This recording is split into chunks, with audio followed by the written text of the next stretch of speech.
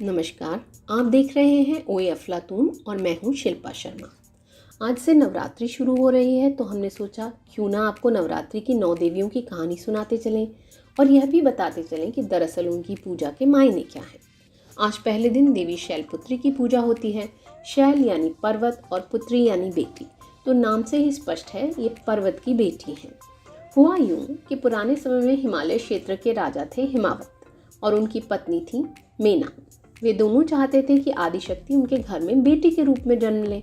उन्होंने कई वर्षों तक प्रार्थना की और अंततः आदिशक्ति ने उन्हें वरदान दिया कि वे उनके घर में जन्म लेंगी। अब चूंकि हिमावत और मीना हिमालय पर्वत श्रृंखला पर रहते थे, तो जब उनकी बेटी हुई तो उन्होंने अपनी बेटी का नाम रखा शैलपुत्री, जिन्हें पार्वती भी कहा जाता था। जब पार्वती बड़ी हुई, विवाह के योग्य हुई, तब हिमावत और मीना ने नारद मुनि को अपने यहाँ आमंत्रित किया। नारद मुनि ने पार्वती को देखते ही कहा, देवी सती। उनके यह कहने पर हिमावत, मीना और पार्वती चकित हो गए। तब नारद मुनि ने उन्हें याद दिलाया कि आपने ही तो आदिशक्ति से वरदान के रूप में पार्वती को मांगा है। पिछले जन्म में पार्वती राजा दक्ष प्रजापति और रानी प्रसूति की बेटी सती थी। उन्होंने भी आपकी ही तरह आदिशक्ति से वरदान के रूप में उन्हें बेटी की तरह मांगा था।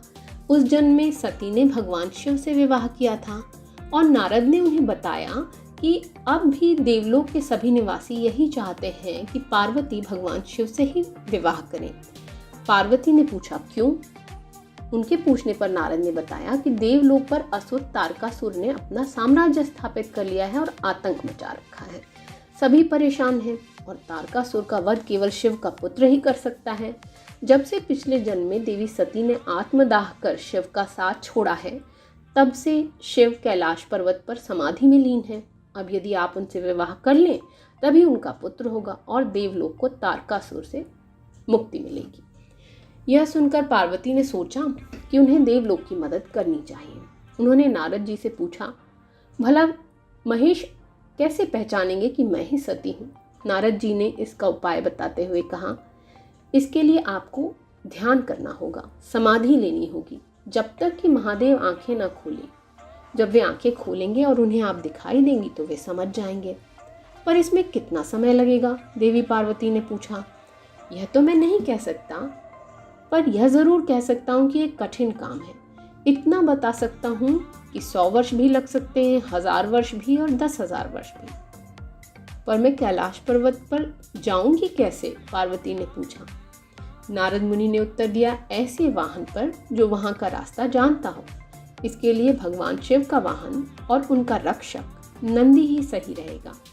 नारद मुनि का यह कहना था कि सफेद रंग का बैल नंदी प्रकट हो गया।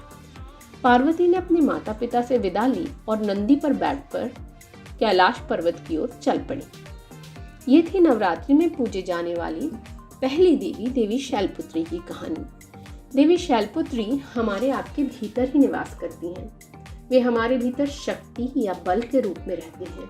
यदि आप अपने भीतर इच्छा शक्ति को जागृत करें तो हर वह काम कर सकते हैं जो आप करना चाहते हैं।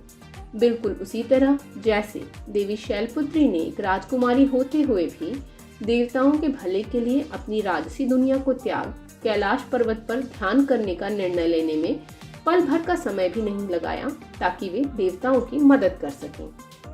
देवी शैलपुत्री को इस धरती का अभिभावक भी कहा जाता है। यदि आप सच्चे मायनों में देवी शैलपुत्री की पूजा करना चाहते हैं तो पर्यावरण का ध्यान रखें, आसपास के लोगों और जानवरों की निस्वार्थ भाव से देखभाल करें। अपनी ओर से कोई ऐसा काम न करें जो हमारी धरती के प्रदूषण को बढ़ाए। यदि आप रोजाना प्रकृति के स्वास्थ्य का ध्यान रखें तो यकीन मानिए कि आप रोजाना देवी शैलपुत्री की सच्चे मायनों में पूजा कर रहे होंगे और आपकी पूजा किसी एक दिन विशेष की मोहताज नहीं रहेगी। तो अब हम कल मिलेंगे नवरात्रि की दूसरी देवी ब्रह्मचारिणी की कहानी के साथ। धन्यवाद।